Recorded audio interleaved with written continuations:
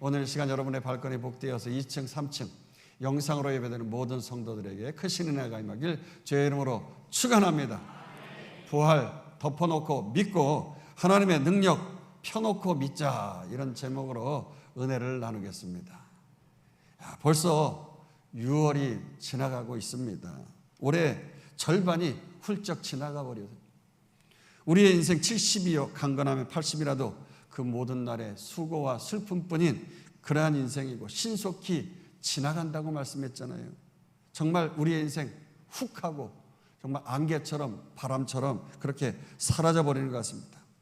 그렇게 해 아래 이 땅의 모든 것이 다 헛되고 헛된 것뿐이지만 오직 하나님 사랑하고 이웃 사랑하면서 예수로 사는 인생, 그 예수를 사는 인생만이 하나님께서 영원히 책임져 주시고 헛되지 않은 줄 믿으시기를 축원합니다. 그렇습니다. 하나님께서는 당신이 택하시고 부르신 자들을요 성령으로 다시 born again, 중생이라고 하죠. 새롭게 태어나게 하셔서 이제 이 땅 가운데서 정말 지난주에 우리 이한영 목사님을 통해서 부흥성에 우리가 큰 은혜를 받았습니다만 정말 그분을 많은 분들이 작은 예수라고 그렇게 칭할 정도로 그렇게 예수로 사는 인생 되게 해주시는 줄 믿습니다. 그래서 성화, 이러한 삶이 성화예요. 거룩하게 살아가는 것, 성화를 이루면서 살게 하시다가 마침내 영원토록 저 천국에서 영화로운 그 부활에 이르러서 영원토록 살아가게 하실 줄로 믿습니다. 이 땅에 속한 하나님의 형상을 입은 자에서 하늘의 형상을 입은 자로서 그리스도와 같아지는 그 영광의 몸으로 변화되어지는 것을 영화라고 하죠. 그래서 성경을 두 군절을 한번 읽어보겠는데요. 먼저 고린도전서 15장 49절, 빌립보서 3장 21절 있습니다. 우리가 흙에 속한 자의 형상을 입은 것 같이 또한 하늘에 속한 이의 형상을 입으리라. 빌립보서 3장 21절, 그는 만물을 자기에게 복종하게 하실 수 있는 자의 역사로 우리의 낮은 몸을 자기 영광의 몸의 형체와 같이 변하게 하시리라. 그렇습니다. 이 세상에서 힘써 그리스도를 담는 작은 예수로 사는 인생, 그 예수로 사는 인생이 부활 때에 이렇게 주님의 영광의 몸의 형체와 같이 변하게 되는 것입니다. 자, 그러나 이렇게 영광된 삶과 반대로 아주 끝까지 헛되고 헛되어서 끝내 다 멸망받고 말 이 땅에 이 세상 여기에 코박고 이게 다려니 하면서 어리석게 살아가는 자들이 이 땅에 수두룩하게 많다고 하는 것이 아닙니까? 특별히 10년 20년 신앙생활 하면서 심지어 교회에서 중직을 맡고 리더가 되어진 가운데에서도요 이렇게 이 땅에 코박고 살아가는 사람이 많다는 게 이게 안타까운 거 아니겠습니까? 그러나 순간 저들의 인생 어떻게 마치는지 아십니까? 저들의 마침은 멸망이라고 했어요. 멸망. 왜 그렇습니까? 이 땅 가운데서 저들의 신이 자기의 배만을 만족하게 하면서 살아가는 배의 신이기 때문에 그래요. 그리고 허구한 날 하는 것이라고 하는 땅의 일, 그저 남이 안 되게 하고 망하게 하고 죽이는 일을 생각하기 때문에 그런 것입니다. 따라서 그 영광은 저희의 부끄러움에 있다고 하였어요. 예수님 당시에 종교 지도자들처럼 말입니다. 그렇습니다. 여러분, 바리새인들을 비롯해서 당시 종교 지도자들이 이 땅에 코박고 하나님 나라를 부정하고 예수님을 그렇게 죽이려고 달려든 그 진짜의 이유가 뭔 줄 아십니까? 바로 저들은 자기 배만을 생각하고 아주 현세적인 세속적인 그 탐욕의 신 우상 숭배에 빠져 있었기 때문인 것입니다. 따라서 예수님께서 십자가를 지시기 전 마지막 1주간 동안요 예루살렘 성에서 보내실 때 저들 종교 지도자들이 예수님께 아주 끝까지 영적 탈진을 가져오는 논쟁을 계속해서 벌이지 않았습니까? 그래서 고난주간, 그 고난주간으로 한 주간을 보내시게끔 그렇게 그들이 만들어 버렸어요. 처음에는 대제사장들과 장로들이, 백성의 장로들이 예수께 나와서 아니 내가 무슨 권위로 이렇게 성전에서 말씀을 가르치느냐고 말이죠. 성전의 기물을 들어 엎어서 이렇게 사람들을 불안에 떨게 하느냐고 말이죠. 누가 이런 권위를 너에게 주었느냐? 그들이 예수님의 신적 권위에 대해서 따져 물었던 것입니다. 그리고 바로 연이어서 바리새인들이요, 자기들과 절대 같이 할 수 없는 그 헤롯 당원들과 함께 결탁을 해가지고서 로마 황제 가이사에게 세금을 내는 것이 옳은지 그런지 말해달라고 예수님께 질문을 했어요. 이건 예수님이 이 로마 탈세법에 걸리든지 아니면 민족을 배신한 이완용이 되든지 무슨 말을 해도 백성들 앞에서 함정에 빠져 넘어지게 하려고 했던 그러한 질문이었던 것이죠. 그러나 저들의 이런 음모에 걸려 넘어질 우리 주님이 아니시잖아요. 가이사의 것은 가이사에게 잘 바치라는 것이고, 하나님의 세계는 하나님의 성전에 잘 바치라고 말씀을 하셨어요. 한마디로 이 땅 나라도 사랑하고 하나님 나라도 사랑하는, 하나님 사랑, 이웃 사랑을 실천하라고 하는 그 율법의 엑기스와 같은 그 말씀, 이것으로 명쾌하게 자신에게 공격하고 질문했던 그 질문에 대해서 아주 명쾌하게 말씀을 대답해 주신 것이죠. 그러니 바리새인들이 지금 정의의 사도인 양 말하면서도 세금은 불법으로 띄어먹기 일쑤고 말이죠, 헌금도 은근슬쩍 삥땅하기 일쑤고, 이럴 때 예수님 말씀에 그냥 한 방을 먹어버린 거예요. 도둑이 재발절해가지고 놀라서 물러가고 말았던 것입니다. 이제 이 말씀이 지난 시간까지 다루은 것인데 이제 이 소식을 누가 들었느냐 하는 거예요. 오늘 본문의 시작에 바로 사두개인들이 들었다는 것이지, 아주 고소하게 여겼다는 것입니다. 아이고, 늘 자기들만 의로운 양 잘난 척하더니, 아니 별것도 아닌 목수의 아들에게 바리새인들이 아주 묵사발이 됐구나, 고소하다 고소하다. 그러면서 야, 안 되겠다, 이번엔 우리들이 좀 나서자. 우리의 이성과 이 지성, 이 이성과 지성 앞에서 예수가 아마 꼼짝 못할 거야. 아니 성경에 있는 말씀, 이거 논리적으로 우리가 잘 따져서 말이, 이걸 따져보니까 말이 안 되는 게 여러 군데 있는데, 감히 이 말씀 가지고 우리에게 대들 때 우리가 예수님을 이길 수 있지, 어떻게 예수님이 이기겠느냐고 하면서 말이죠, 본문에 부활이 없다고 하는 사두개인들이 예수님께 나와서 또다시 질문을 하기 시작한 거예요. 그러니까 바리새인과 헤롯 당원들이 예수님을 떠나간 바로 그날에 연달아서 이들이 또 나온 거예요. 23절 시작은 이렇습니다. 읽습니다. 부활이 없다는 사두개인들이 그날 예수께 와서 물어 이르되, 사두개인들은요, 바리새인들과 달리 대중적인 지지를 받지는 못했던 사람들이에요. 그러나 그럼에도 불구하고 당시에 이 사두개인들은 산헤드린 공회, 오늘날로 말하면 국회의원들이죠. 이 국회에서 다수를 차지하는, 그래서 예루살렘 성전의 소득으로 생활하던 엘리트 정치인으로서 아주 부유한 특권을 누리는 특권층이었습니다. 이러한 저들의 기득권은요, 그 찬란했던 그 다윗과 솔로몬 때부터 대대로 이어져 내려온 것이었어요. 왜냐하면 바로 다윗 시대의 제사장 사독이라는 사람의 후예들이 바로 사두개인이에요. 사독하면 사두개인 같은 말이죠. 그러니까 그 집안을 얘기하는 거예요. 그러니까 다윗 때부터 대대로 이 땅에 현세에서 잘 먹고 잘 사는 것에 만족하면서 점점 타락의 길을 걷게 되어진 것입니다. 그러다 보니까 당연히 죽음 이후에 부활에는 관심이 없는 거예요. 그래서 죽어서 영원히 사는 것보다 차라리 개똥밭에서 굴러도 이생이 낫다고 여기면서 오히려 죽어서 부활할까 봐 걱정하는 지경에까지 이르게 되어진 거예요. 그러면서 저들은 어떻게든지 이 땅에서 대가 끊기지 않고 아주 대대로 사독의 후예들로서 그렇게 이 땅에서 대를 이어가면서 삶의 기쁨을 누리고 사는 것이 그들의 관심사였던 것이에요. 그래서 저들이 모세의 율법 중에서 중요하게 붙드는 말씀도 계대 혼인법이라고 하는 것이었어요. 계대 혼인법. 이을 계, 대신할 대자, 대신 있는 결혼법이라는 거죠. 계대 결혼법. 그런데 사두개인들은요, 이 계대 혼인법의 근거에서 부활의 모순을 밝히는, 부활을 조롱하기 위해서 예수님께 아주 회개망측한 질문을 한 거죠. 24절 읽어봅시다.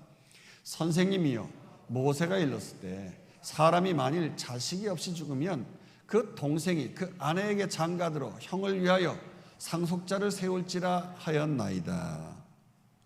지금 사두개인들은요, 예수님을 존경하는 체 하면서 선생님이여 라면서 접근을 했어요. 지금 바리새인들은요, 모세 오경뿐만 아니라 선지서, 시가서, 전체 구약성경 다 믿고 부활도 믿고 천사도 믿었어요. 그러나 반면에 이 사두개인들은 창세기, 출애굽기, 레위기, 민수기, 신명기 이 5권의 성경, 모세가 기록한 모세 오경이라고 하죠. 이 모세 오경만이 참 율법의 하나님 말씀으로 여겼던 것이죠. 그러니까 모세 오경에 구체적으로 언급되지 아니한 그 부활 따위는 믿지 않았던 것입니다. 그래서 지금 바리새인들은 모세가 쓴 참 하나님의 말씀을 예로 들면서 예수님께 질문을 하고 있는 겁니다. 여러분, 우리나라도 그렇지만 구약시대 때 가문과 아버지의 재산을 물려받을 1순위가 누구냐? 1순위 상속자는요, 바로 장남이었던 것이지요. 그러니까 이 장남이 아들이 없이 죽으면 어떻게 됩니까? 형제가 상속을 해야 되는 거예요. 그 동생이 형수와 결혼해서 아들을 낳아서 그 아들에게 권한을 주는 거예요. 축복권을 주는 거예요. 그래서 그 형의 상속자가 되게 함으로써 집안의 기업이 그 장자를 통해서 계속 이어지도록 한다는 것이었죠. 그렇게 상속자를 세워서 대를 이어하는 것이 하나님이 모세에게 명하신 엄연한 율법의 말씀인데, 근데 이렇게 대를 이을 상속자를 세우는 것이 엄연한 말씀인데 비해서 부활이 있다면 이 하나님의 말씀이 얼마나 모순되어지느냐 하는 것이에요.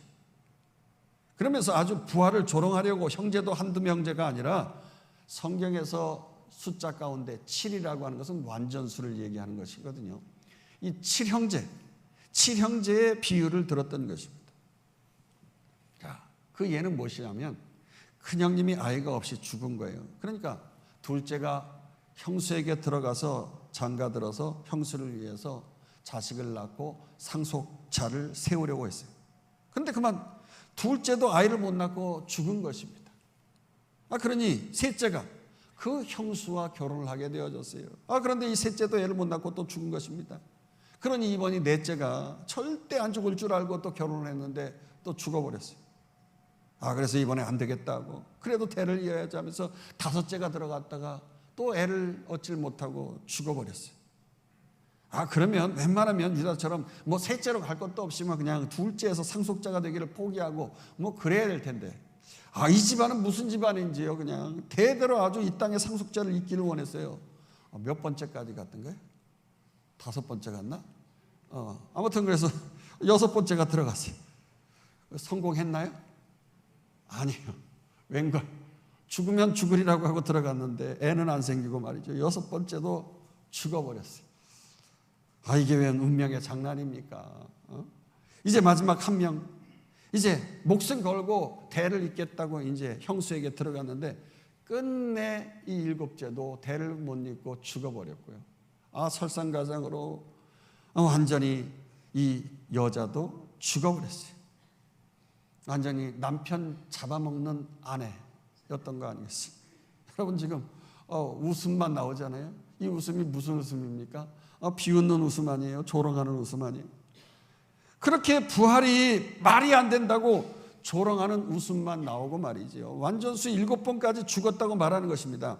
그러니까 무슨 말이냐고 하면은 모세의 계대 혼인법은요, 하나님이 주신 성경 말씀이기 때문에 웃을 일은 아니에요.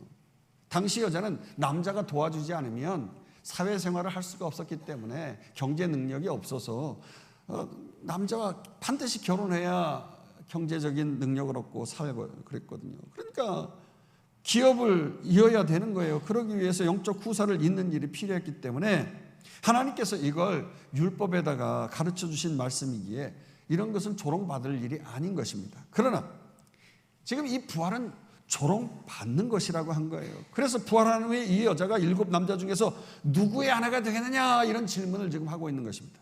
그래서 25절에서 28절은 이렇게 말하고 있어요.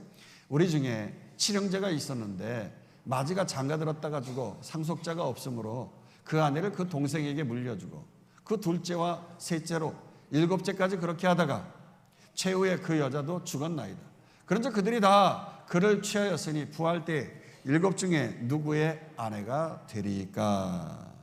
자, 이거 완전 수익 7형제의 비유를 통해서 예수님과 부활을 완전 케오패시키려고 했었습니다만은 웬걸 이렇게 극단적인 비유를 조롱조롱 붙여서 그렇게 계속 논쟁을 했었습니다만은 예수님의 지혜와 권세의 가르침에 사두개인들이 오히려 케오패를 당하고 만 거예요. 29절 보도록 하십시다.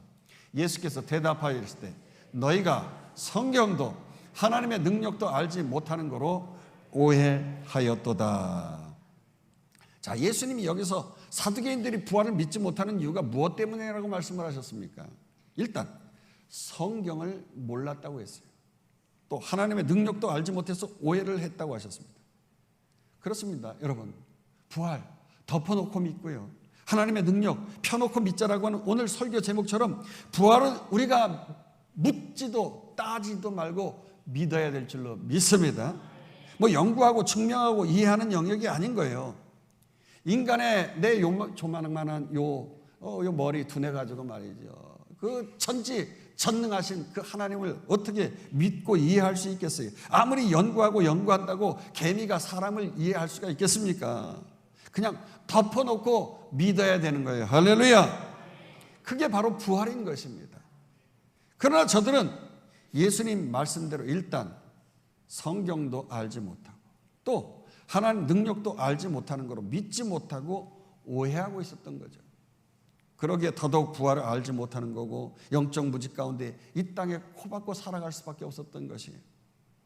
그렇습니다. 지금 바리새인들을 비롯한 사두개인들처럼 예수 믿고 교회 오래 다니고 성경 공부도 많이 하고 성경 지식을 많이 안다고 하면 할수록 영적으로 오히려 아주 무지할 수 있어요. 하나님의 능력을 오히려 부인하는 사람들이 많은 거예요. 그러나 하나님은 천지 만물을 창조하시고 천지 전능하신 하나님이시고 온 우주 만물에 편만하신 아주 광대하신 하나님인 줄로 믿습니다. 그래서 좀 동영상을 이 시간 좀 보겠어요.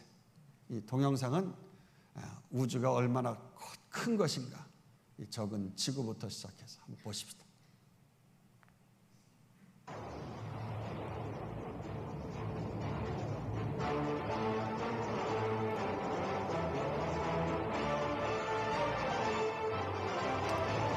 저는 제 자신이 무력하다고 여겨질 때 이 우주 천체에 관한 이러한 영상을 즐겨 감상합니다. 제가 자주 보여드리는 이 영상도 늘 가까이 접하고 보고 그렇죠. 이렇게 크신 하나님, 우리가 사실 1차원, 2차원, 그 3차원밖에 이해하지 못하는 이런 인생 아닙니까? 이 어마어마한 하나님의 능력을 그저 우리는 믿음으로 땡겨야 될 줄로 믿습니다. 자, 우리가 믿는 하나님 어떤 하나님이십니까? 이 우주에 정말 어마어마하게 넓게 이렇게 만드신 하나님 한번 계속 보도록 하십시오.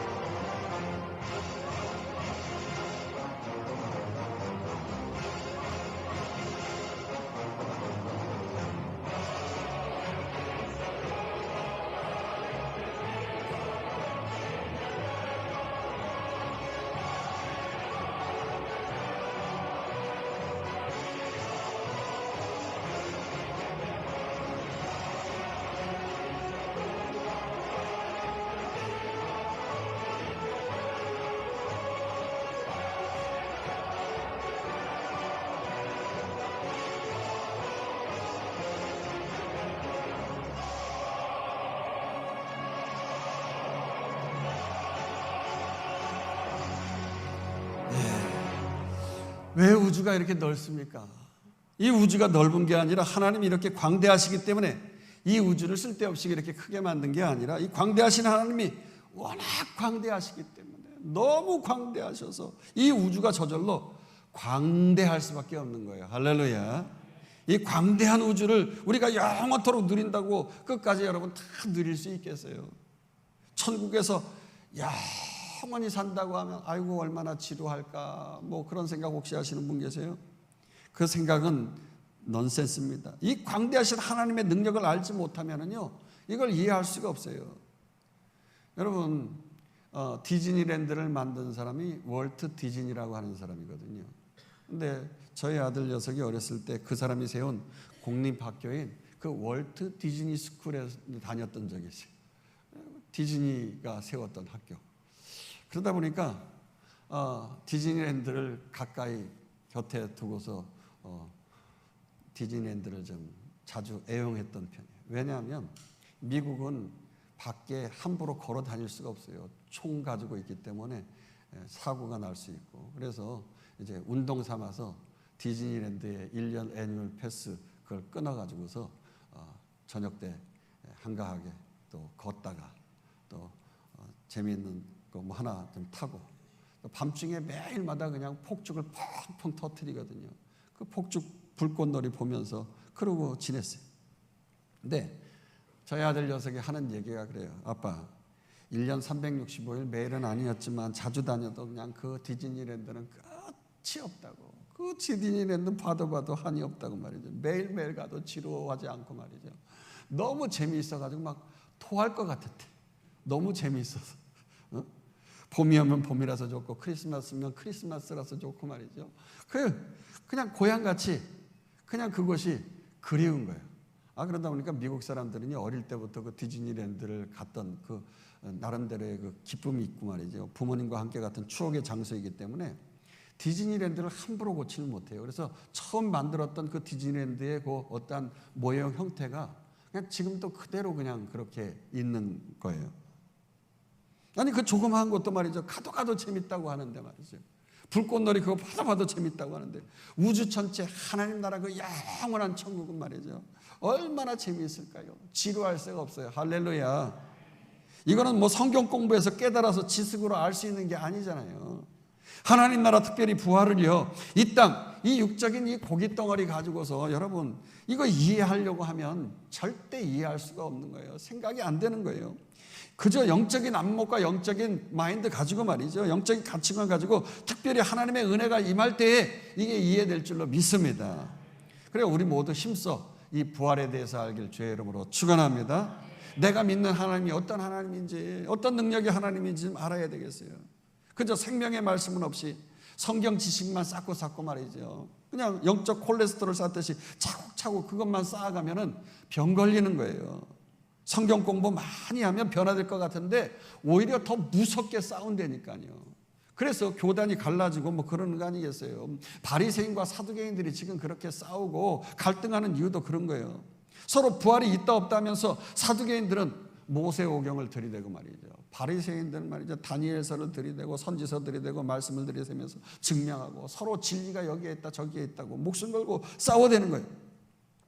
마찬가지입니다. 오히려 성경 공부 잘못하면 목숨 걸고 더 싸워대는 거예요. 그래서 교단이 갈라져 가지고 하나가 되질 못하는 거예요. 참 저희 성결교단도 기성, 예성 갈라지고 말이죠. 거기에 이제 또 다른 나사렛 교단. 그래서 이 기성, 예성 뭐 그런데 기독교 대한 성결교, 예수교 대한 성결교, 기독교 대한 성결교가 우리가 이제 원래 줄이죠. 여기서 이제 예성이 갈라진 거예요. 기독교나 예수교나 뭐 그거 아닙니까? 그래 나사렛 성결교단. 그래서 같은 성결교단이 이제 성계이란 교단이 같은 성결을 주장하고 그러는 것인데 이번 주에는 말이죠. 우리 이 세 개의 교단이 좀 하나로 좀 뭉쳐보자고. 그러면서 총회 차원에서 제가 또 군선교부장이고 하니까 가서 여러 가지 세미나하면서 서로 토의하고 분과별로 토의하고 하면서 서로 한마음 한뜻이 되기를 원했었어요. 참 아무튼 그렇게 싸워대고 교리로 갈라지는 그 나라 이 나라는 하나님 나라가 아닌 줄로 믿습니다. 그래서 이 시간 혹시 우리 주님의 말씀같이 내가 성경도 모르고 하나님의 능력도 알지 못했단 말이죠. 진리를 오해하고 사람들을 오해하고 하나님께 오해하고 그러면서 지금 돌아가는 상황 불평하고 하나님 원망하는 일이 없이 우리가 살아갈 수 있도록 우리 자신 좀 한번 돌아보아야겠어요. 영원한 하나님 나라보다는 이 땅의 것에 더 관심 갖고 말이죠. 내 배만을 위하여서 이 땅에서 지지고 볶고 그냥 코박고 그냥 살아가고 있는지 그거 좀 한번 우리가 돌아보고 좀 회개해야 되겠어요. 하나님 나라는 그런 것이 아니에요. 하나님 나라는 의로운 관계를 중요시하는 거예요. 관계, 디카이오스네, 의, 형제 간의 관계가 의가 좋다. 그거 서로 관계가 좋다. 하나님 나라는 그런 관계를 중요시하는 나라예요. 그래서 부활 때는 장가도 가지 아니하고 시집도 가지 아니한다고 했는데 이게 무슨 말을 하는 것입니까? 지금 이 땅에서의 사랑을 뛰어넘는 그 의로운 관계가 있다는 거예요. 하늘에 있는 천사들과 같다는 거죠. 그래서 30절 보도록 하십니다. 부활 때에도 장가도 아니가고 시집도 아니가고 하늘에 있는 천사들과 같으니라. 여러분 대초에 하나님이 천지 만물을 창조하시고요. 가장 처음으로 그 모든 것들을 향하여서 특별히 자기 형상으로 창조하신 그 남자와 여자 그 인간을 향하여서 가장 처음 하신 것이 뭔 줄 아십니까? 창세기 1장 28절에 그들에게 복을 주셨다는 거예요. 무슨 복? 결혼을 통해서 번성하는 복을 주신 거예요. 그래서 그들에게 생육하고 번성하고 땅에 충만하라고 하셨어요. 그리고 정복하고 다스리라고 하셨죠. 그렇습니다. 하나님은 그렇게 가정을 이뤄서 결혼해서 땅에 충만하고 영적인 대를 잇도록 하신 것입니다. 그러다가 예수 그리스도께 이 땅에서 오심을 통하여서 우리 시대가 성령 시대가 되어진 거 아닙니까? 교회 시대가 되어졌어요. 그래서 예수 그리스도로 다시 이 땅이 새롭게 born again 창조되어진 것인데요. 그러면서 우리는 이제 생명의 말씀으로 정복하고 다스릴 수 있는 이러한 시대로 변화되어진 것입니다. 그래서 우리 인간이 처음에는 생육하고 번성하고 땅에 충만한 이 결혼 제도를 통하여서 이 땅 가운데 정복하고 모든 생물을 다스리도록 했습니다마는 이제 성령 시대를 살아가는 우리들은 하나님 나라를 이 땅 가운데 이루기 위해서 이 땅 가운데 충만해야 되는데 어떻게 충만해야 됩니까?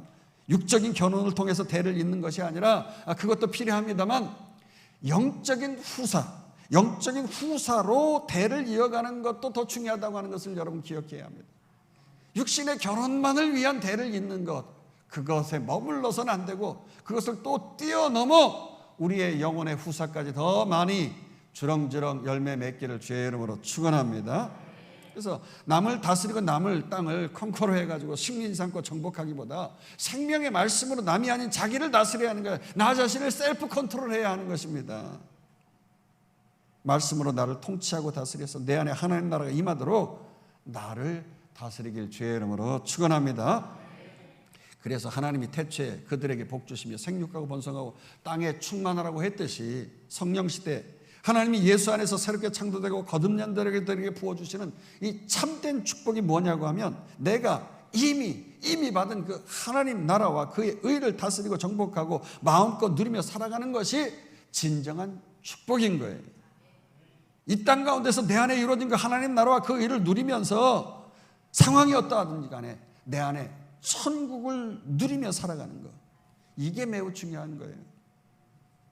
지금 상황이 죽을 것 같고 삶의 무게가 나의 삶을 내 마음을 누르고 버틸 힘 없는 시간을 지날지라도 내 안에 이미 하나님이 천국을 이루어 주셨기 때문에 구원은 곧 천국이거든요. 천국을 이루어 주셨기 때문에 바로 그때라도 죽은 자의 하나님이 아니고 살아있는 하나님을 굳게 믿고 기쁨으로 살아가면 되는 거예요. 할렐루야.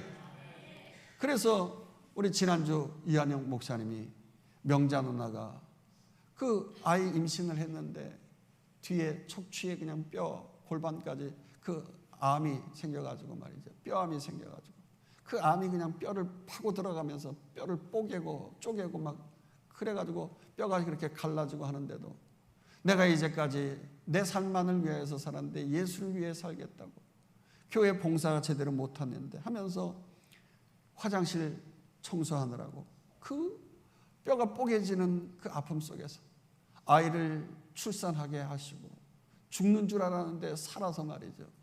10년이 아니라 20몇 년 동안을 사셨다 그랬죠?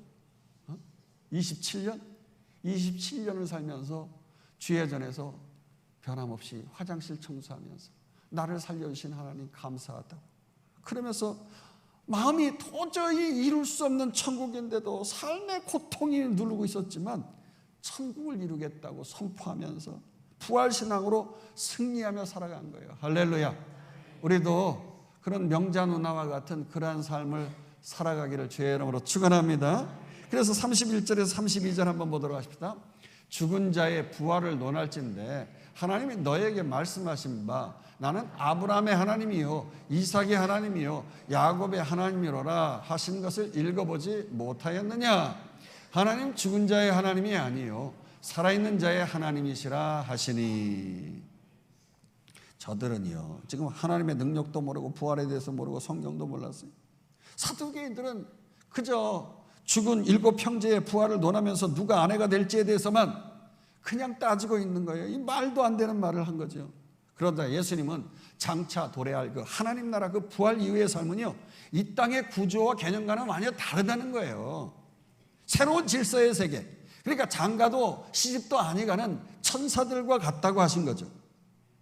그리고 사두개인들은 죽으면 영원이고 뭐고 다 그냥 끝장나고 그냥 다 없어져 버린다, 사라져 버린다는 거예요. 그러나 예수님 말씀하시기를 인간은 부활하고 영원히 죽지 않는 영원 불별의 존재라고 하는 것이에요. 지옥을 가든지 천국을 가든지.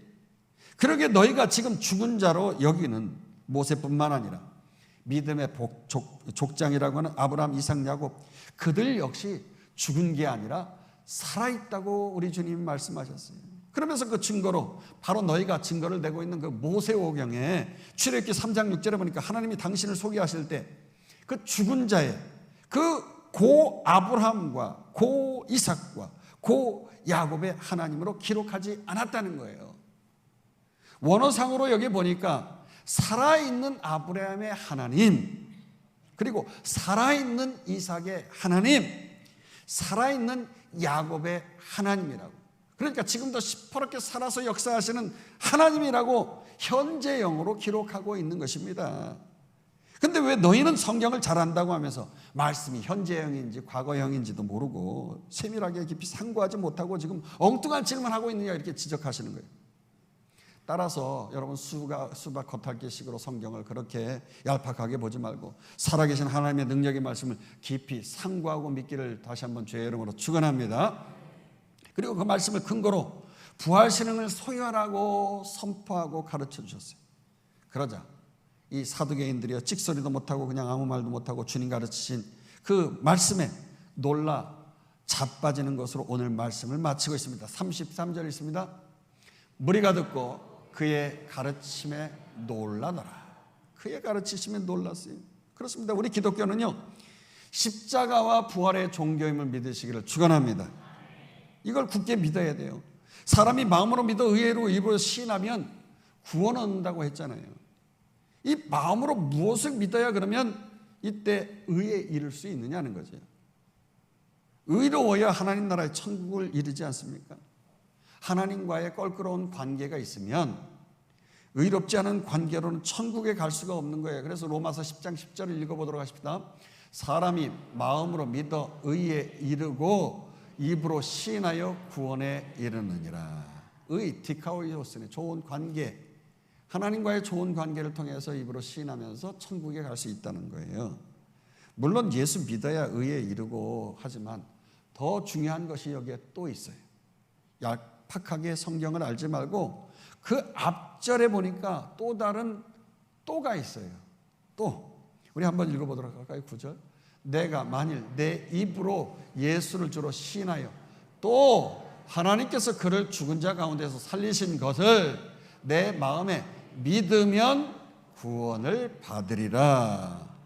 입으로 예수를 시인하지만 마음으로 무엇을 믿느냐면 하나님이 그를 죽은 자 가운데서 살리신 것을 내 마음에 믿으면 구원을 받는다 그랬어요. 죽은 자를 살리신 것, 즉 부활. 마음으로 뭘 믿느냐? 하나님께서 주님 예수를 살리신 것, 즉 부활한 것. 이걸 마음으로 믿으면 의에 이르는 줄 믿습니다. 그러니까 하나님과의 단절된 관계는 부활을 믿는 거예요. 에이, 그게 진짜야? 이건 하나님과의 올바른 관계가 아니라는 거죠. 진정한 믿음은 부활. 나도 부활하고 주님도 부활하고 하나님께서 우리를 영원토록 영생토록 할 것이다. 이 사실을 믿는 믿음의 좋은 관계, 이 디카이오스네를 입으로 선포하면 구원에 이르는 거예요. 할렐루야. 그래서 우리가 찬양했지 않습니까? 선포하라 부활하신 영광의 주. 그렇습니다. 이 부활하신 주님을 입으로 시인해야 구원 얻는 거예요. 할렐루야. 그렇습니다. 우리 영 안에 성령께서 부활하신 주님을 믿고 입으로 선포하라고 자꾸 우리의 영에게 가르쳐 주실 때 말이죠, 내 마음과 생각 속에서 아멘 하면서 마음으로 믿는 거예요. 그러면서 육신의 입을 뚫고 나올 수 있도록 선포하는 거예요. 그러니까 우리의 영과 혼과 육 전인격적인 삶이 주님을 영화롭게 할 수 있도록, 의에 이룰 수 있도록 십자가 부활을 선포하면서 나아갈 때에 구원에 이르고 하나님 나라가 이 땅에 이루어지는 거예요. 할렐루야. 그렇다고 하면 하나님 나라의 특징, 이 특징이 뭐냐는 거죠. 우리가 부활하신 주님을 가장 처음 만났을 때 우리 주님이 처음으로 해주시는 것이 무엇일까요? 우리의 눈물을 닦아주시는 거예요. 내가 죽었다가 눈을 딱 떠는데 주님 만나는 순간에 정말 눈물이 앞을 가리지 않겠어요. 마치 이산가족 서로 만났을 때 와락 끌어안고 말이죠, 눈물을 펑펑 흘리는 것처럼 말이죠. 내 눈에서 눈물이 터질 거예요. 이 부끄러운 나의 모습, 주님께서 나를 구원해 주시다니 하면서 이렇게 나에게 좋은 것을 이렇게 준비해 주시는데 나는 이 땅에서 코박고 그냥 살다가 부끄러운 구원받고 왔네 하면서 주님 앞에서 한없이 눈물이 가릴 건데, 이 하나님 나라의 특징이 뭐라고 했어요? 눈물이 없다는 거잖아요. 하나님 나라의 특징은. 그래서 우리 주님 이때 나의 눈물을 씻어주시는 거예요. 할렐루야. 그래, 걱정 마라. 네가 마음으로 믿어 의에 이르러서 이미 의로운 자가 되었잖냐. 그러니 그것으로 충분해. 이 하나님 나라에서는 원수가 아니라 더 이상 정죄함이 없는 거예요. 그러니까 걱정하지 마. 그러면서 눈물을 씻어주시는 거예요. 그 나라는 더 이상 장가가고 시집가는 것이 없고, 이 말은 무슨 말을 한 것입니까? 인간의 그 수준 낮은 에로스의 사랑에서 좀 더 업그레이드 되어진 그 사랑과 의가 있는 나라, 눈물이 없는 완벽한 나라인 줄로 믿습니다. 그래서 마지막 요한계시록 21장 4절 읽고 마치도록 하십니다. 모든 눈물을 그 눈에서 닦아주시니 다시는 사망이 없고 애통하는 것이나 곡하는 것이나 아픈 것이 다시 있지 아니하리니 처음 것들이 다 지나갔음이라라. 할렐루야. 말씀을 마치십시다. 이번 한 주간 동안도 우리와 우리의 자녀들이 눈물 많고 아픔 많고 애통한 일이 많은 이 땅 가운데 살아가는 동안 반드시 부활신앙을 소유하면서 하나님 나라 천국을 누리며 기쁨 중에 살아가는 우리와 우리의 자녀에게를 주의 이름으로 축원합니다. 우리 함께 합심해서 기도하겠습니다. 주의 나라와 영광을 위하여 우리와 우리의 자녀들